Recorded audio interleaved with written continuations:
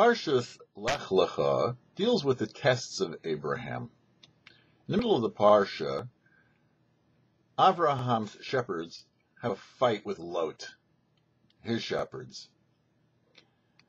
And Abraham tells them, you go to the right, I'll go to the left. You go to the left, I'll go to the right.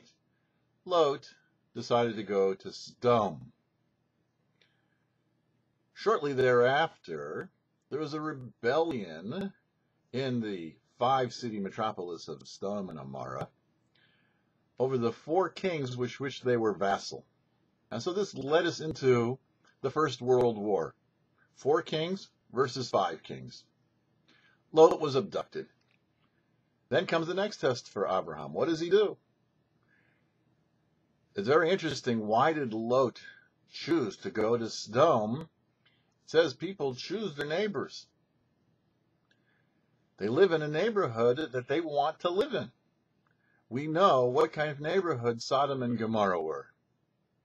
Yet, when Abraham heard that his nephew was abducted, he mustered up a small number. According to the simple interpretation, 318, and according to a deeper version, it was just him and his slave Eliezer, but still 318 against a vast army of 4 kings that had just vanquished 5 kings, was indeed still going to take miracles. And indeed, the Talmud, the Medrash, describes the miraculous battles that ensued, which allowed Abraham to recapture Lot. The events of this week's portion, as is true with the entire Torah, are not just to fill in our gaps in Jewish trivia. They're not there as a history lesson or anything that's even supposed to prove as Jewish culture or heritage. They're there for a lesson.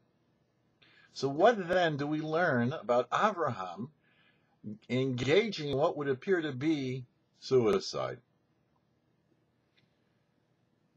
Abraham was attached to God. At that point, he realized that anything that he did was because he was in tune with God. And the fact that he felt compelled to do this act meant that this is the will of the Almighty. What happens with us? We are faced with tests every single day.